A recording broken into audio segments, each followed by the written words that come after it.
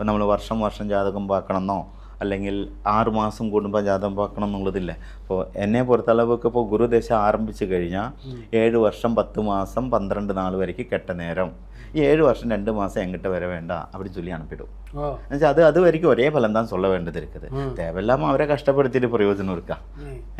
അല്ലെങ്കിൽ ഇപ്പോൾ രാഹു ദിശയിൽ ശനി ദിശയിൽ രാഹു ബുദ്ധി വരുത്, 2 വർഷം 10 മാസം ராகு புத்தி தான் இருக்குது. ആ 2 வருஷம் 10 மாதத்துக்கு இடையில எங்கிட்ட வந்துட்டு பிரயோஜனம் இல்லை. அப்போ அதே மாதிரி நம்மள அதை நோட் பண்ணி கொடுத்துரும். அதுதான் இப்போ திருமணத்தை பொறுத்த வரைக்கும் இப்போ ஜோடி பொருத்தம் பார்த்து தான் கல்யாணம் பண்ணுறாங்க. அது அவசியம் பார்த்து கல்யாணம் பண்ணுறது தான் நல்லதுன்னு நினைக்கிறீங்களா, இல்லை மனம் விருப்பப்பட்டால் இதெல்லாம் கவலைப்பட தேவையில்லை கல்யாணம் பண்ணிக்கலாம்னு நினைக்கிறீங்களா?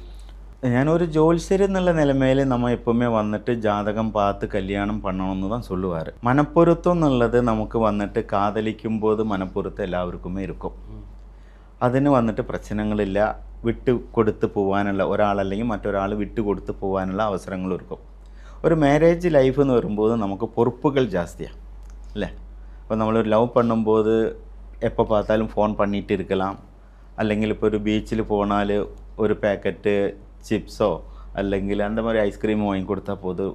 ஒரு மேரேஜ் பண்ணி ஒரு குடும்பத்தில் பொறுப்புள்ள ഒരാൾക്ക് മനസ്സുക്കുള്ള പാസം இருக்கலாம், പക്ഷെ ആ പാസം വെളിയിൽ കാണിക്കാൻ മാட்டேன்.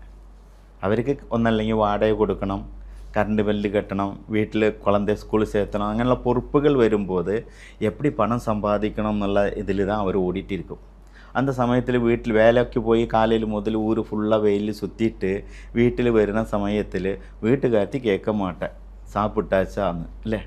അല്ലെങ്കിൽ അങ്ങനെയുള്ളത് വരുമ്പോൾ അതിലുള്ള പ്രശ്നങ്ങൾ. അപ്പോൾ മുതലേക്ക് കാതലിക്കുമ്പോൾ നല്ല പാസமாக இருந்தது, இப்போ பேசுறதுக்கும் கூட டைம் இல்லைன்னு சொல்லிட்டு சண்டை வருது இல்லை.